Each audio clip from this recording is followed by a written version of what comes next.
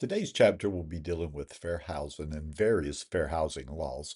Notice in the first bullet point, we talk about the fact that we're going to distinguish between a couple of these laws, and that's actually a good uh, idea of what the lesson is going to be. In other words, they're going to have various classes that they cover. They're going to have various exceptions and things like that. So a comparison of these laws actually would be a good thing to keep in mind as you're studying this chapter.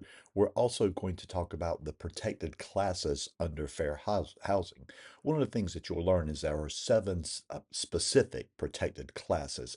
Now, we're not suggesting that you should discriminate on classes that are not included in the protected ones. But what we're saying is that this law only covers this protected class or these protected classes. We'll also give you some examples and we'll talk about some exemptions to the law. Not so much why they exist, but the fact that they do exist. And again, knowing that will be a very important part for me. Within this class, you've probably seen several times that we teach you a rule and we tell you that words like never or always typically don't apply because there are going to be exceptions to many of these laws, including the Federal Fair Housing Act. We're also going to talk a little bit about disabilities, and in regards to disabilities, what the words accommodation and modification mean. To start this chapter off, I would like to take your eyes to the top of the page. The first act that we're going to talk about is the Civil Rights Act of 1866. Now, I want you to understand that's not a misprint there, okay? 1866 is when the first civil rights legislation really came into being. Now, if you know your U.S. history, of course, that's right after the Civil War, and so this might make a lot of sense to you. This particular act dealt with discrimination based on race only. Again, coming out of the Civil War, slavery being a big part of why the Civil War was fought, it makes sense that this law addressed discrimination against races. Now, notice what it says. All citizens of the U.S. shall have the same right in every state and territory as enjoyed by white citizens thereof to inherit, purchase, lease, sell, hold, and convey real and personal property. Now, one of the things that's interesting about the Civil Rights Act, it actually is not an act solely about real estate. It involves all walks of life. So the easiest way to remember this is the goal of this act was to prohibit discrimination based on race in all walks of life. You know, this class is not law school. So when I tell you that we're going to talk about court cases, what I really want you to do is be able to relate the court cases to the topic we're talking about. Because now we're talking about discrimination, fair housing, etc. Uh, Hopefully you can keep these in context. Plessy versus Ferguson, we're not going to test you on, but we wanted you to understand a little bit of the history of fair housing. And I think it was 18s, the late 1890s, when the Plessy versus Ferguson became the law with the land, and it basically affirmed the separate but equal doctrine. Now, when you hear the separate but equal doctrine, of course, you know from a historical basis that it was never quite equal. But what it did is by affirming the separate but equal doctrine, what it did is it allowed people to be able to discriminate with impunity, basically, because you could say, well, it's separate, the races are separate, but they have equal accommodations. We know, of course, looking back on it, that's not true. Importantly, though, look at Jones versus Meyer in 1968. And again, that is correct. In 1968, if you recognize that that was a time that there were a lot of civil rights movements going on in the United States, that was an affirmation that the 1866 Civil Rights Act was in fact enforceable, and it did speak to the rights that you had regardless of your race. And so, if you were to get a test question about these, as long as you could put it in the context of what we're talking about, you're going to be in pretty good shape. Plessy versus Ferguson sounds like it would be a tempting answer, but Jones versus Meyer is going to be much more relevant to our class than that would be. As I mentioned just a moment ago, Civil Rights of 1866. The beauty of this law is that at the time that this law was written, you you got some pretty straightforward laws. And what I mean by that is it had one goal in mind and there were no exceptions. Later, as we talk about some of the other acts in this chapter, we will talk about some of the exceptions. And again, you'll say, well, why were there exceptions? Well, Look at the way laws have developed over time. There's always exceptions. But in 1866, bam, look what it's talking about. It applies to residential and commercial sales. And what it sought to do was prohibit discrimination in all walks of life. I don't care if you're buying a commercial building, renting a residential property, buying a car, investing in some other type of commodity. It was designed to prohibit discrimination in all walks of life based on race only, and there are no exceptions. All right, clear your mind a little bit on that because now we're going to enter into another law, another act. This one is specifically known as the Federal Fair Housing Act. As I'm talking to my students a lot of times, I tell them when you read the name of a law, oftentimes it will tell you what it's going to be talking about. So you look at this and you say it's a Federal Fair Housing Act. I can promise you this doesn't deal with commercial at all. Well, how do I know that? Because it's a housing act. And the other thing that I can tell you about this is because it's a federal act, that it's going to be administered by an agency of the federal government. And if you look at the bottom of this slide, you will see that this is administered through HUD, Housing and Urban Development, as it has been since 1965, or the act since 1968, since the inception of the act. So when we talk about the Federal Fair Housing Act, we will talk about the protected classes. We will talk about specifically what it covers. And then we're going to talk about the exceptions. So keep your eyes and ears open for those on the following slides. One of the things that was prohibited in the Federal Fair Housing Act, as you would suspect, is no discriminatory advertising. So the first thing we're going to do is we're going to define for you what discriminatory advertising is. You don't need a great description of this. It's exactly what it says. When we talk about advertising, it is making a public advertisement that anyone can see and would be inviting people to apply or not apply. Look at the one that we give you an example here. Now, I know that this is just a handwritten a placard, but it is, in fact, an advertisement. And notice that they tell you specifically if you're from a foreign country, don't even bother coming, or you could come by, but I'm not going to rent to you. That is discriminatory advertising. Now, it's rare that you see something quite that blatant, but you can see advertisements that are in fact considered discriminatory that are more latent. For example, what if I had an apartment complex and I had several properties throughout the area, but I had a billboard ad that I was running and it only showed people of one race? It only showed single folks or couples, no children or things like that.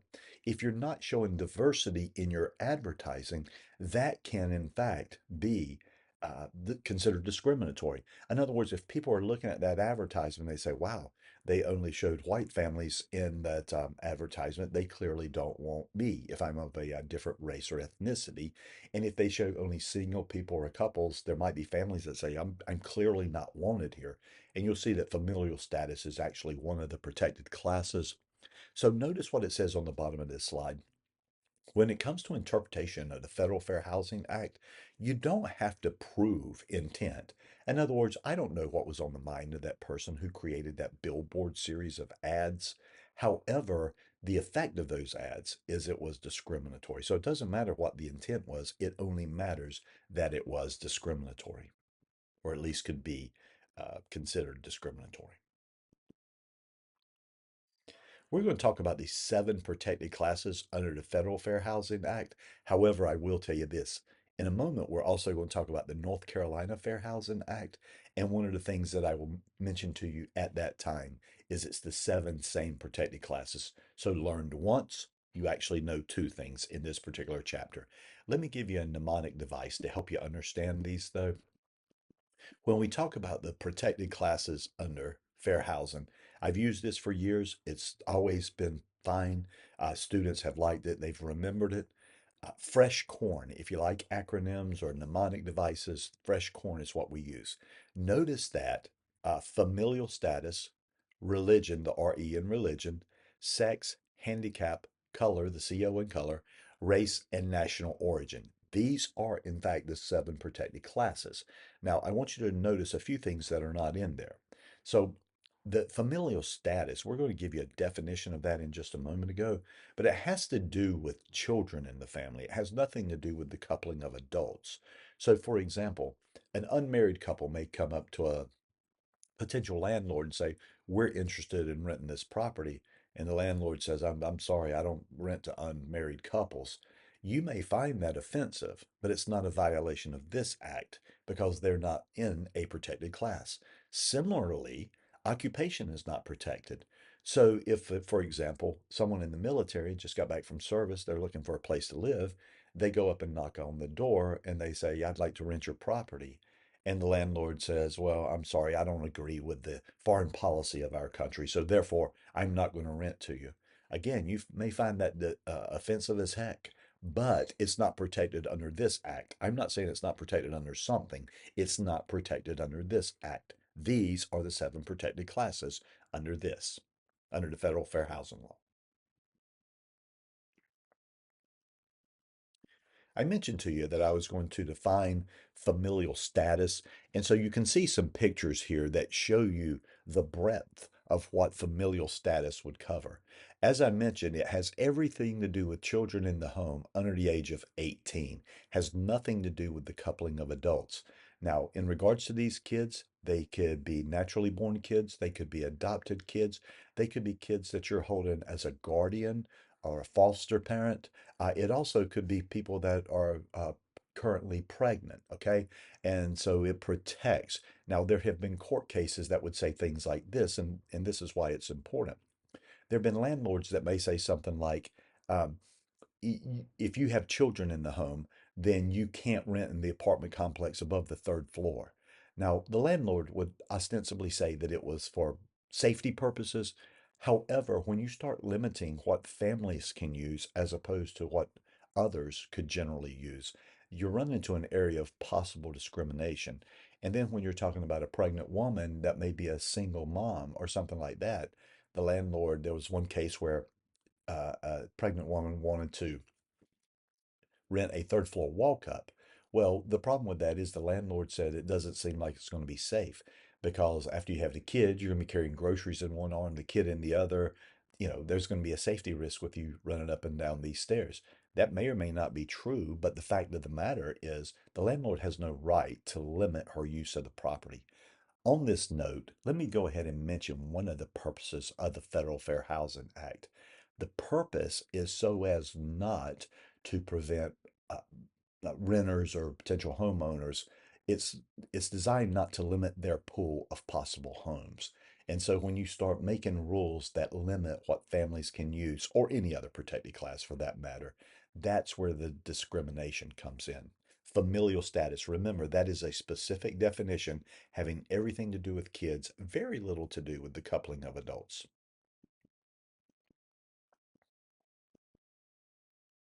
Also, there's going to be a specific definition of a disability. And while the definition of disability is not on this slide, I'm going to give it to you and talk to you about why these words are relevant.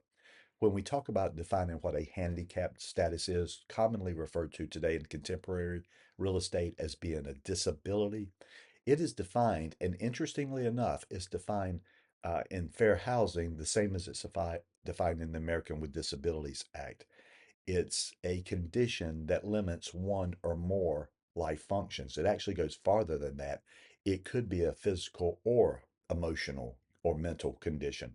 So, for example, early on in my career, I thought it was fairly easy to spot someone that had a CNI dog, for example. It was obvious that they had a need for that animal. However, it also takes into consideration mental issues, such as someone that may have PTSD, for example. And in fair housing, if they were to have a need for support or companion animal, that may be protected as well. So, how does that fit with what we're talking about here? Well, if someone has a disability that's a physical disability, they may need the home to accommodate their needs. Someone in a wheelchair, for example, needs a way to get in the home, typically a ramp or a lift. Someone that may have a mental disability, such as a PTSD, they might need an accommodation of my rules if I have a no pet policy.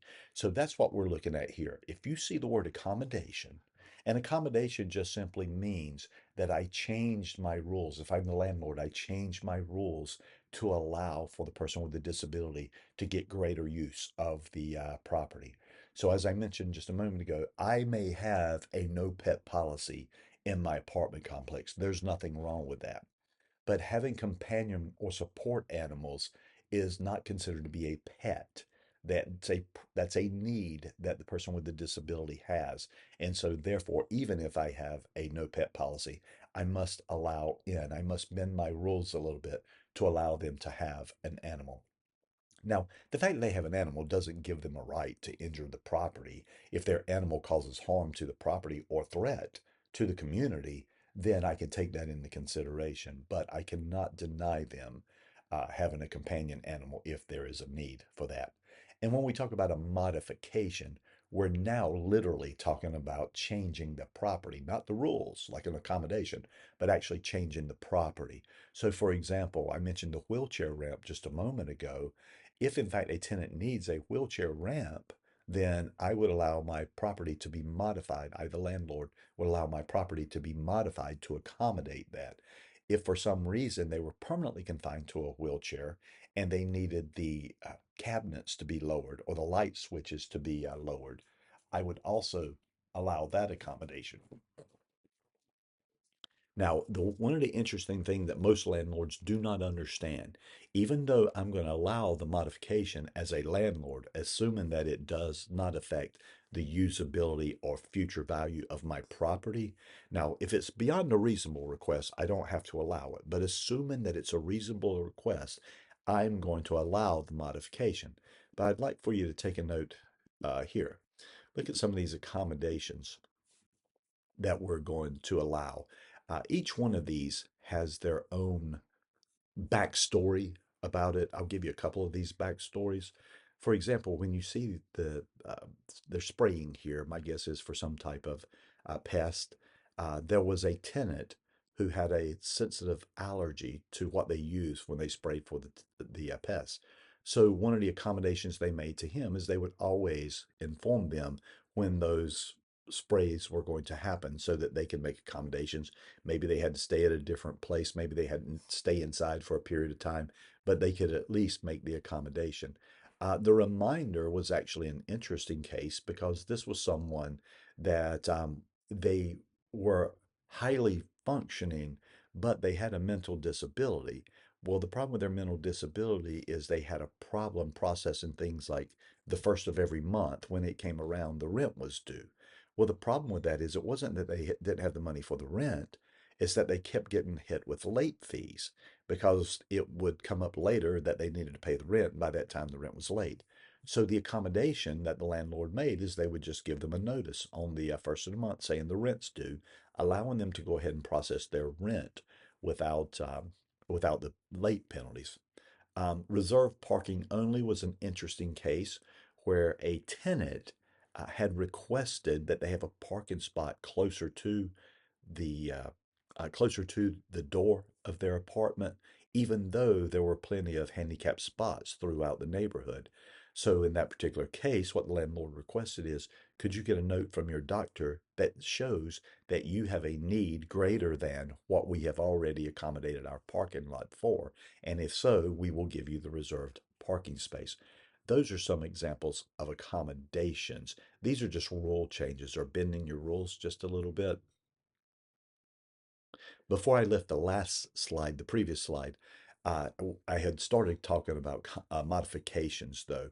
One of the things that landlords, I don't think that they appreciate about modifications, if there's a modification that needs to be made by the tenant, as a landlord, you will allow it unless it's an unreasonable accommodation. And when I say an unreasonable accommodation, I mean something that's going to cause harm to the property. For example, if it was going to change a load-bearing wall or something to that effect, those type of things become an issue. But the interesting thing that the landlords need to take in consideration is that the modifications are made at the tenant's expense. So it doesn't cause as large a burden on landlords as I sometimes think that uh, that it does. Oftentimes they think, "Oh golly, this is going to be a big problem for us to have to deal with this." No, if the tenant needs it, the tenant will pay for the accommodation. The landlord will simply allow it. So accommodation, changing rules, modification, at the tenant's expense changes the actual structure of a property. Now, this is just kind of a notice to you. As we often do in this class, anytime that we know something that could sneak up and bite you, that might pop up on the test, we put it in red and just say, look, in federal fair housing, we have 7 protected classes.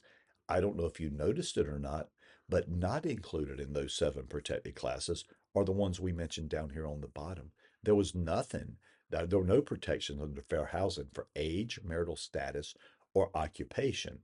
Now, why am I putting you on notice on this?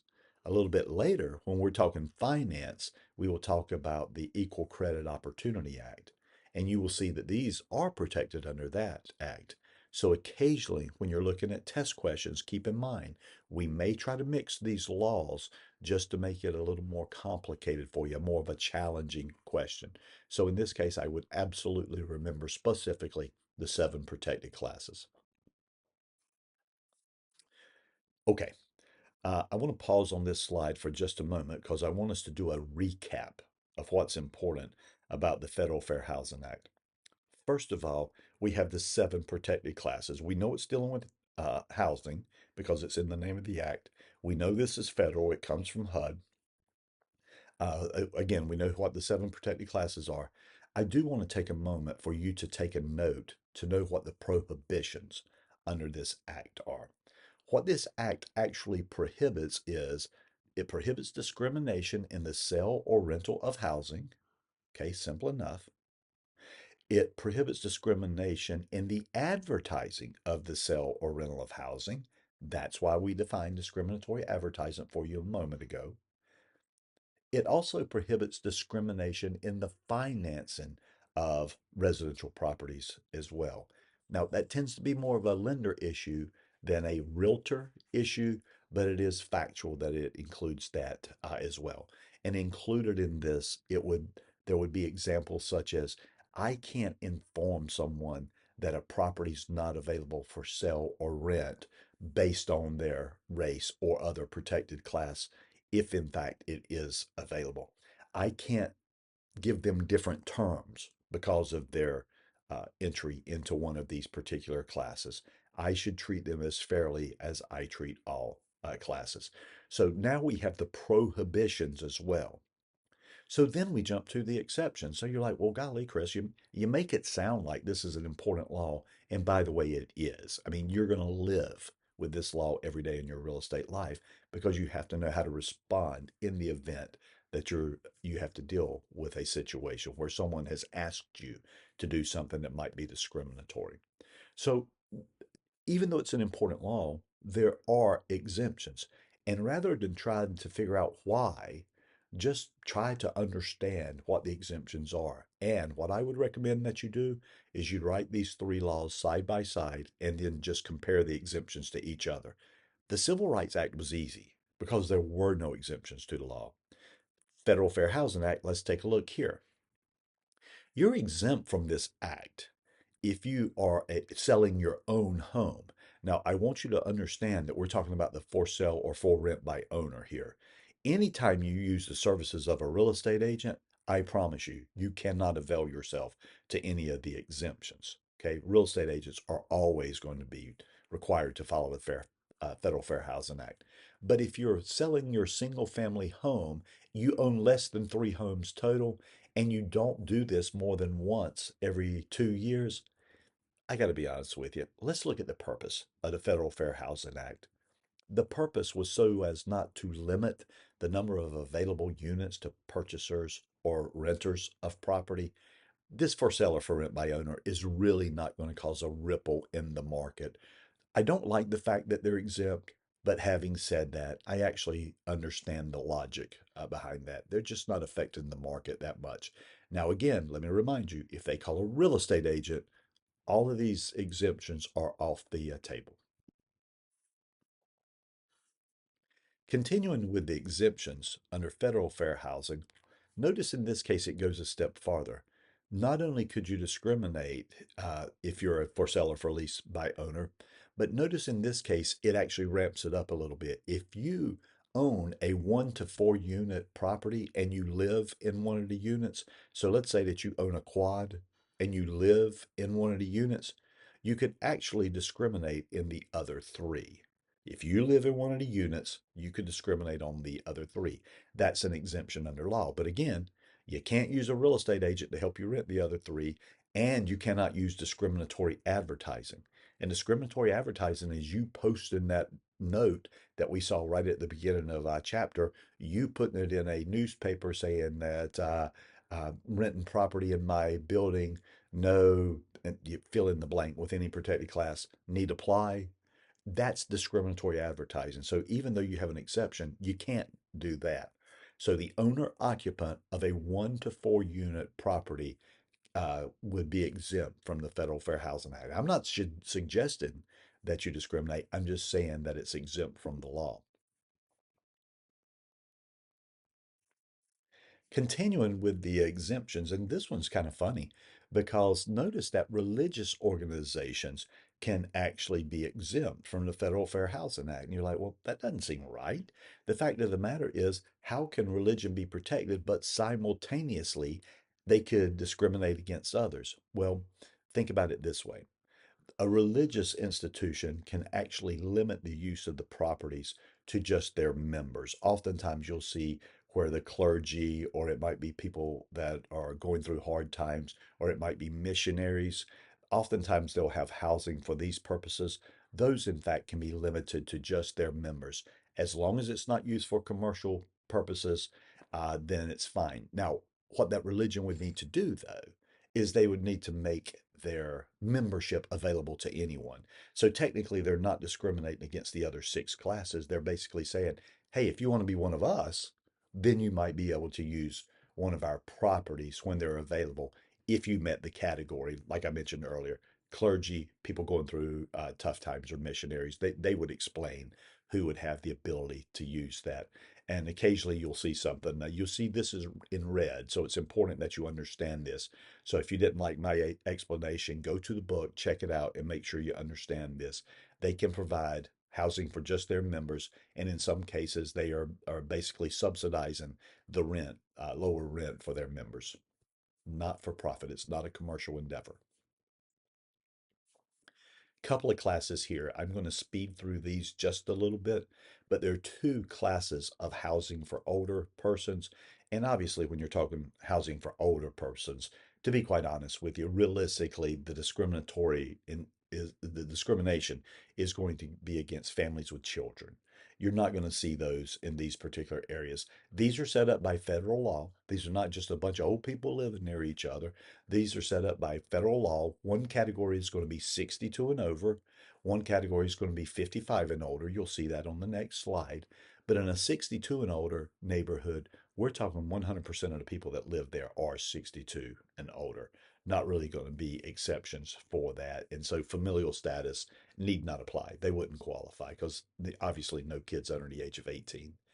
And then when you look at the other community, 55 plus communities, and these are actually very, very popular, they are set up by federal law as well.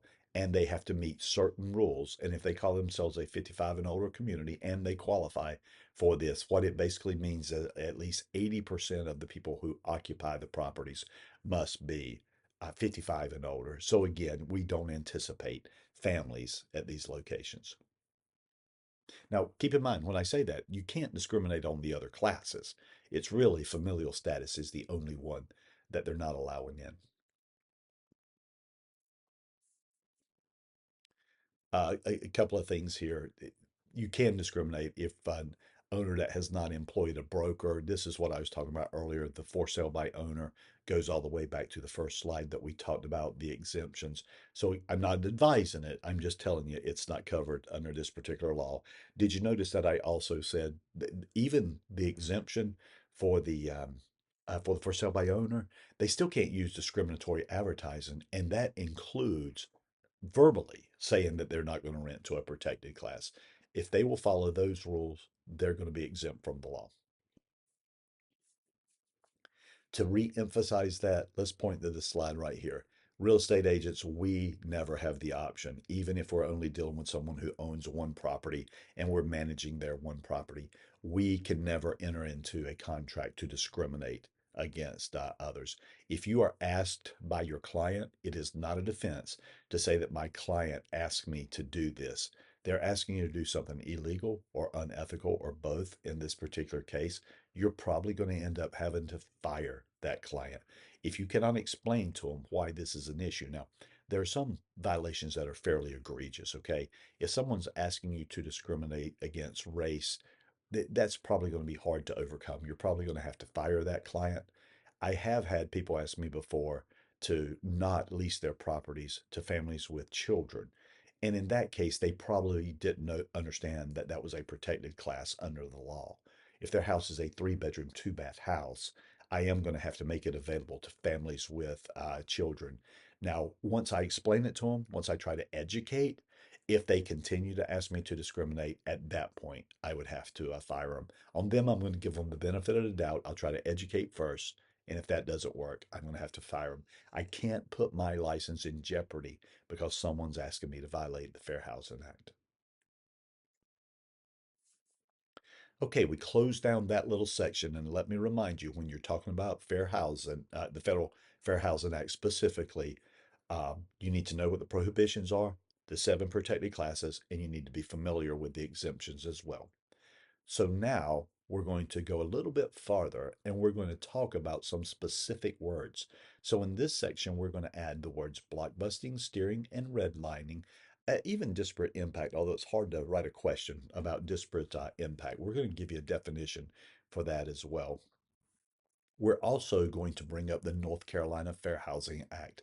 Having said that, let me remind you the North Carolina Act, you're already two-thirds of the way there because the prohibitions are the same as in the Federal Act.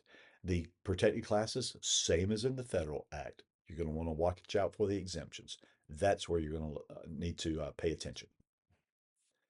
And then we'll talk a little bit about the process for enforcement. Enforcement being the key word here.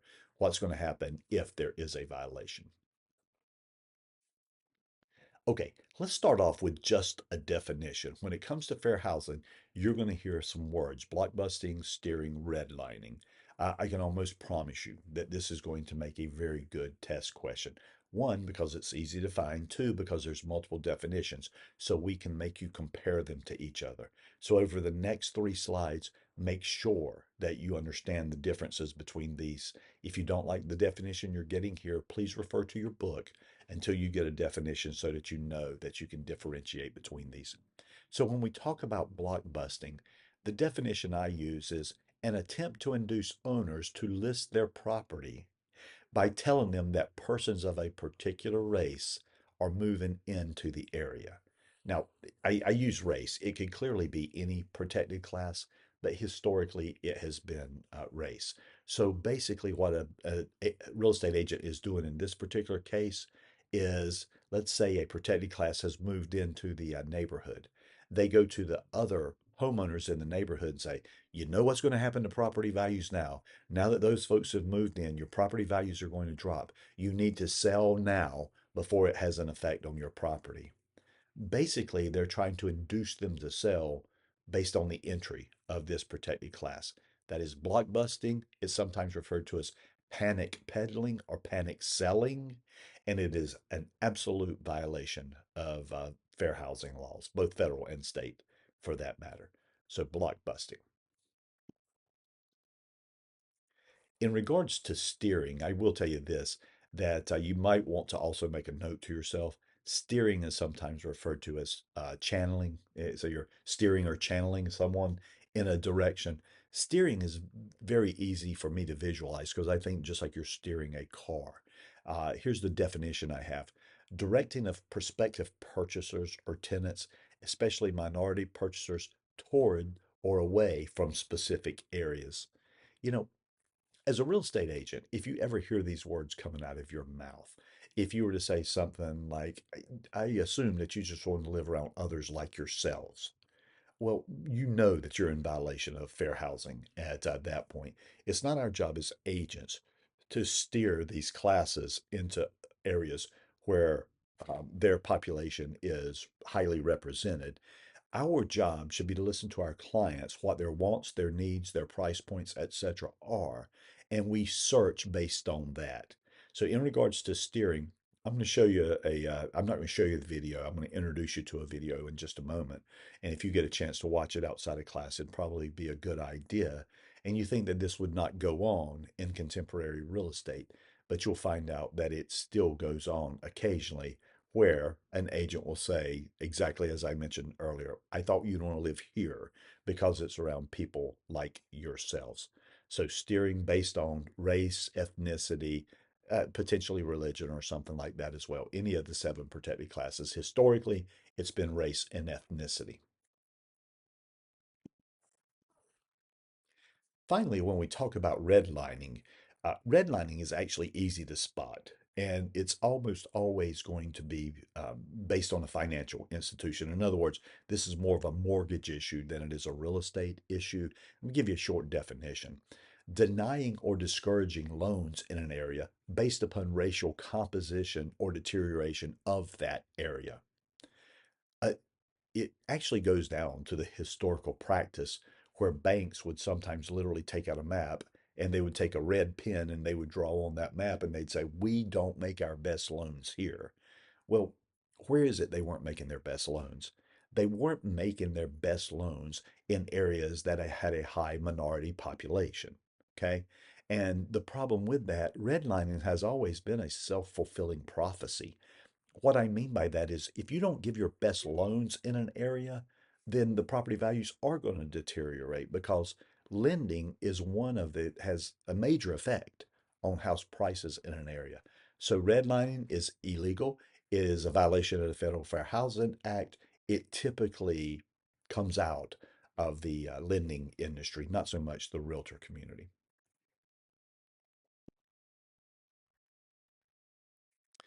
I mentioned to you that disparate impact is a tough word to define, and HUD, for better or worse, I like to think that a lot of blatant discrimination has gone away. I mean, I know discrimination never goes away, but some of the more blatant acts have become less prominent over the recent years. And so what happens is HUD is looking at some of these areas that are more latent discrimination. And when we talk about disparate impact, what we're talking about are we're talking about policies of usually landlords that might have a more profound effect on minority populations than they would on the general population. Here's what I mean by that. Let's not be naive. We know that historically certain protected classes have been arrested, convicted, and incarcerated at higher levels. Much of the time, it was in fact based on their race or ethnicity. Well, the problem is, if I have a blanket policy, if I, a landlord, have a blanket policy that says you can't rent here if you have a criminal conviction, then unfortunately, what it's going to do is it's going to have a more profound impact on populations that have been, um, as I said, arrested, incarcerated, convicted at higher levels. Okay. So, what landlords need to look at in contemporary real estate is the idea of how can I have a policy that takes into considerations that all crimes may or may not be the same. For example, instead of having a blanket policy that says no criminal convictions ever, wouldn't it be different if someone who was guilty of um, manufacturing or selling drugs was convicted 2 years ago and incarcerated versus some kid 18 years ago who got busted and because he didn't have good representation or because he was in a minority class, he ended up being convicted of holding a little bit of pot. And so he has a criminal blip on his record. You know, it was 17 years ago when he was 18 years old. He's now a different person. But if I have a blanket policy that says no criminal convictions, then in fact, I would be eliminating him as a possible candidate for my properties. So I'm not saying that this interpretation by HUD means that you have to ignore criminal activity, but the the policy of fair housing and HUD is take a more what's the word I'm looking for here? Nuanced look at some of this and recognize that all criminal activity is not the same It's the blanket policies that get landlords in trouble. So keep that in mind. Again, it's hard to write a test question on that. This one's easy to write a test question on. I don't know if you'll get it or not, but it's pretty easy. And I think you would probably understand this even if I didn't talk to you about this. Sexual harassment by a landlord on a tenant is in fact illegal. What do I mean by that? If you're offering perks, reduction in rent in exchange for sex, if you're using your key as a landlord to let yourself in while someone is showering, these are the type of sexual harassments that you like to think they never happen. Occasionally they do, and it's always illegal. In North Carolina, we literally have a law that says you can't do this. You would think that we wouldn't need a law that says that, but in fact, in North Carolina, we have a specific law that addresses this. I mentioned to you just a moment ago that I would show you a video, not show you a video, but introduce you to a video. If you get a chance, go watch this. It's called A Matter of Place, a film about housing discrimination. It's about a 30-minute film, and you can see some people as they were going, if they're in some candidates who were in a protected class who were trying to rent properties in various locations and some of the pushback they got or some of the things that they had to deal with. Now, this is actually a contemporary tale. So this is not like we're going back into the 60s to find this. So you'll see that it does still exist today. Another great video for you to watch if you get a chance is called Long Island Divided. And this was a video, it was an undercover investigation done by Newsday years ago. And so there were some very telling things there where real estate agents were, in fact, discriminating. Some of them may not have known what they were doing is wrong. Some of them knew and they discriminated anyway. Take a look at that if you get a chance. Obviously, we're not going to test you on that video. Talking about enforcement of the Federal Fair Housing Act, there's some things that you can just sit back and relax, and hopefully you'll know these. I mentioned a little bit earlier that if you're going to make a complaint under the Federal Fair Housing Act, you make it with HUD, Housing and Urban Development. Why? Because it's federal, and that's the agency that administers that.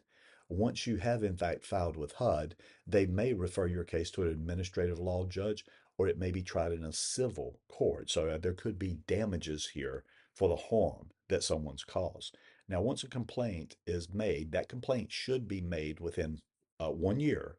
So, in other words, if you're going to make a complaint, make sure you do it within a 1 year period, and HUD has to respond within 100 days. And what I mean by respond, they may say, you have a case and we will take it. It's enough of a case that we will take it.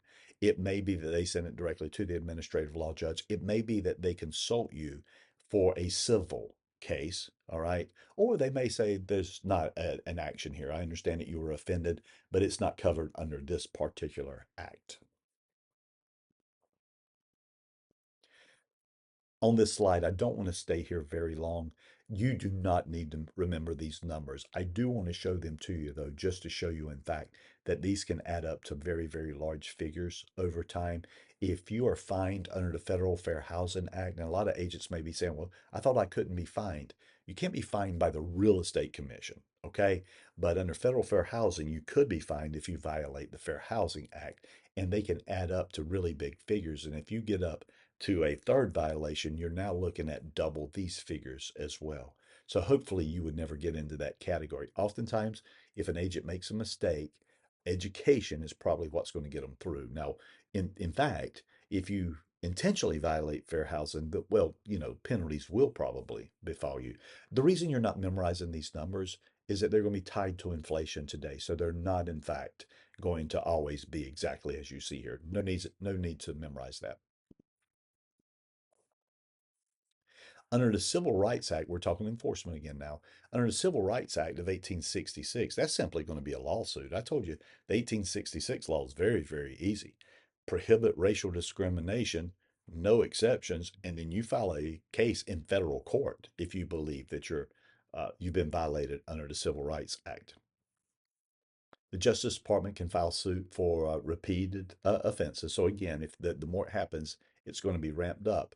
And as real estate agents, you need to take this bottom bullet point into consideration. Errors and omissions insurance will cover you for a lot of things. it will not cover you for losses related to fair housing, especially if they're egregious violations. So your E&O policies, they typically are going to cause you for things related to the transaction, such as material issues. They are not going to cause you cover you for fair housing issues. And as you saw from the previous slide, the fair housing penalties can add up fairly quickly. So under the Civil Rights Act, you're just simply going to file a civil lawsuit. Okay. In regards to the North Carolina Fair Housing Act, we're starting to run out of a little bit of steam here because we've introduced the other couple of acts. And I've already told you that the North Carolina Fair Housing Act is going to have the same prohibitions and same protected classes as the federal act. So notice what we say here in red, exactly as I was identifying, virtually identical to the Federal Fair Housing Act. Someone in violation of state is therefore in violation of the federal act. Okay, simple enough. Weirdly enough, though, the exemptions or the exceptions are going to be slightly different. Frustratingly different. Okay, you wonder why could they not just be the same thing? We don't know. I mean, they were made at different times. State Act and the Federal Act made at different times, and so they dealt with different issues. So notice this is kind of weird. In regards to the for sale or for rent by owner, technically, North Carolina is more restrictive. What I mean by that is the for sale and for rent by owner are not exempt in North Carolina. So you're not allowed to discriminate on your own property, even if you didn't use a real estate agent in North Carolina. Cannot turn away minority applicants. Can if it's owner occupied or renting rooms. Now, what it means if someone's actually renting a room in your house, that puts you in a little different category. Okay. So more restrictive when it comes to the for sale or for rent by owner. But look at number two. This is interesting.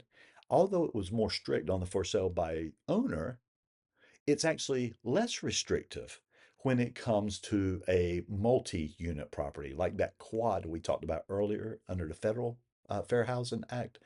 Under the Federal Fair Housing Act, do you remember that if you were an owner occupant and you lived in one of the units, that you could discriminate in the other three, assuming you didn't use discriminatory advertising? In North Carolina, it expands that to say not only the owner, but any family member of the owner, if they lived in one of the units, they would be given the right to discriminate as well. So it's kind of interesting that in one hand, the for sale by owner, North Carolina is more strict, but on the quad, North Carolina is actually less restrictive. North Carolina, as you might know if you've been in the state, if you've attended college in the state, we do have an exemption for single sex dormitories. Obviously, single sex dormitories are allowed to only, are allowed by law to only allow one sex per dormitory. A little bit different here on enforcement. Why is it different on enforcement? Well, because it's a North Carolina law. If it's a North Carolina law, you don't have to go to housing and urban development. That's federal. With North Carolina, we have a department that you would call, and the name of that department is the North Carolina Human Relations Commission. Okay. They are the ones that administer the North Carolina Fair Housing Law. The first thing they're going to do is try to obtain voluntary cooperation, meaning that if you made a mistake, do you understand your mistake? Can we fix it? Can we educate you so, in fact, you don't do this again? There was an interesting case having to do with billboard ads where the apartment owner did, in fact, use models that were representative of only one race, and they had a series of billboards.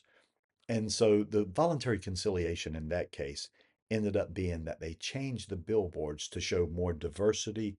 As it turns out, the communities where they leased properties were relatively diverse. There was no indication that they had intentionally discriminated, but it showed.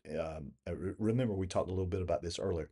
I don't have to show that you meant that you intended to discriminate. I only had to show the discriminatory effect. So the voluntary conciliation in this case is they just changed the billboards, show more diversity in their advertising, which I started to say they were happy to do. They were happy they weren't fined. But having said that, obviously there was a cost with changing out the billboards and hiring new models and stuff like that. And finally, if unable to have voluntary conciliation, there may be an action on the aggrieved party in state court. Now, if the North Carolina Human Relations Commission believes that there is a case there, they can take the case themselves. And at that point, you end up having uh, you get all the resources of the state as opposed to you having to bring an action against the offending party. Now, notice this. This is just an interesting point, and this is consistent throughout the class. Anytime you have laws that conflict, remember the most restrictive applies. When there's a conflict between federal and state law, the most restrictive law applies. So that for sale by owner, if they say, well, you can't come after me under the federal act, well, I can under the state act if that makes you feel any better. Okay. And then notice down at the bottom, now that we've been introduced to all these acts, we're just simply reminding you at this point, compare them to each other. That's where the test questions are going to come from. Now, don't get me wrong, I want you to know the acts very sincerely, but from the standpoint of the test, it becomes predictable about how we might test you on these vocabulary and the differences between the laws. Now, let's get to the nitty gritty about why it's important to us as real estate agents. When are we liable? We're liable when we have the appearance of discriminating, not the intent. Now, obviously, if you have the intent as well, clearly you'd be in violation. But they don't have to prove intent. They only have to prove the discriminatory effect. And then that's basically what it says in the middle point there. Does not need to prove the broker intended to discriminate. HUD and the Human Relations Commission may test a company.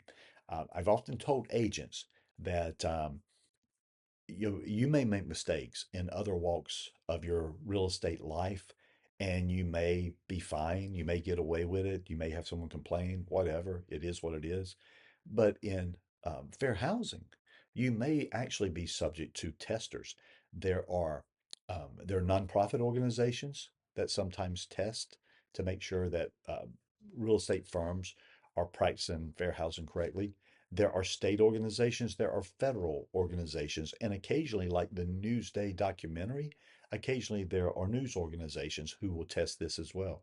If you're in property management for your whole life in real estate, I can almost assure you at some point you will be tested by a fair housing tester.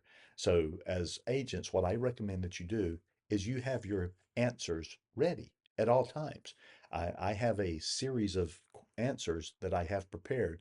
If someone asks me, say, can you do this?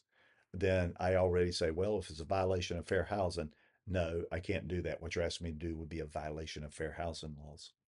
In the real estate manual, there's actually a list of what they call acceptable and non-acceptable words when it comes to fair housing advertising.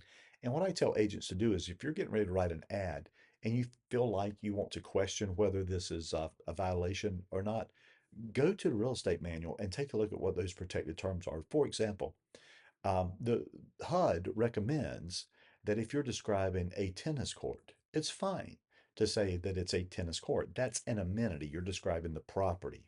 However, in that ad, you should not say something like perfect for tennis players. Now you say, well, what's the difference? Well, when you described a tennis court, you described a part of the property, which is always fine.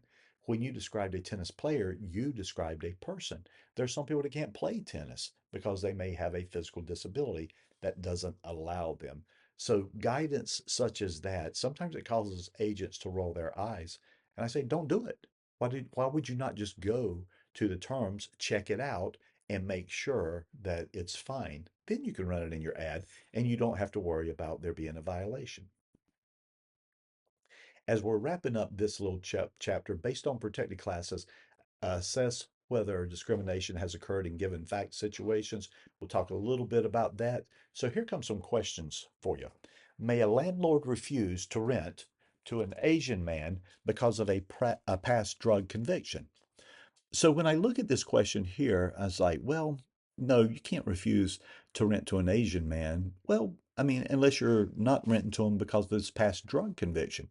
If it's a recent conviction, and in fact it would violate your policy, your nuanced policy on this, then in that case you could discriminate because of the drug conviction, not because he's Asian.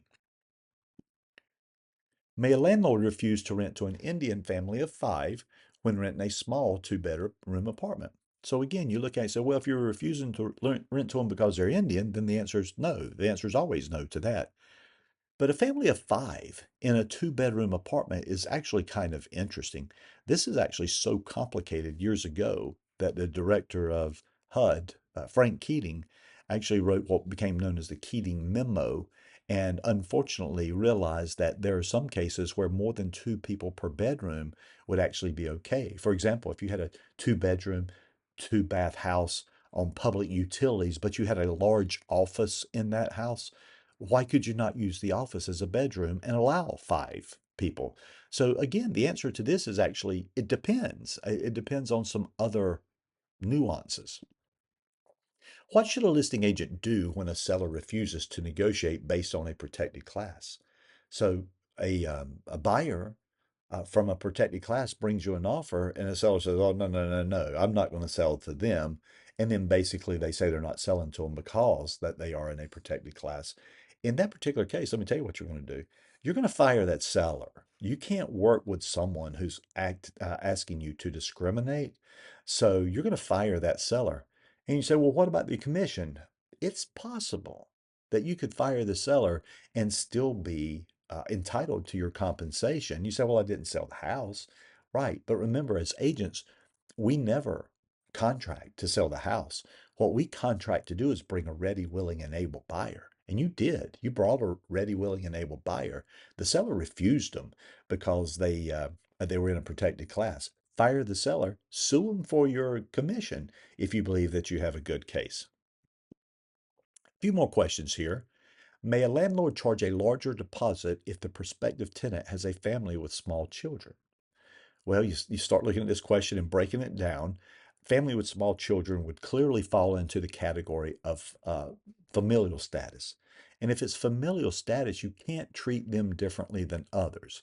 So, no, the answer is that you can't charge them a greater security deposit. Now, listen, if their kids cause damage to your property, then you can, in fact, take it out of the security deposit. And if the damages go beyond the security deposit, you could seek a judgment against the tenant. That's fine. You just can't charge them a larger deposit based on the fact that they have kids. May a landlord refuse to rent to a tenant because they do not want changes made to the house to accommodate his wheelchair? Now, while landlords do not have to show favoritism to a class, they can't discriminate based on the fact that they're in a protected class. So if a landlord just simply says, I'm not going to rent to you, you're obviously well qualified and all that, but I'm not going to rent to you because I'm going to have to accommodate the property.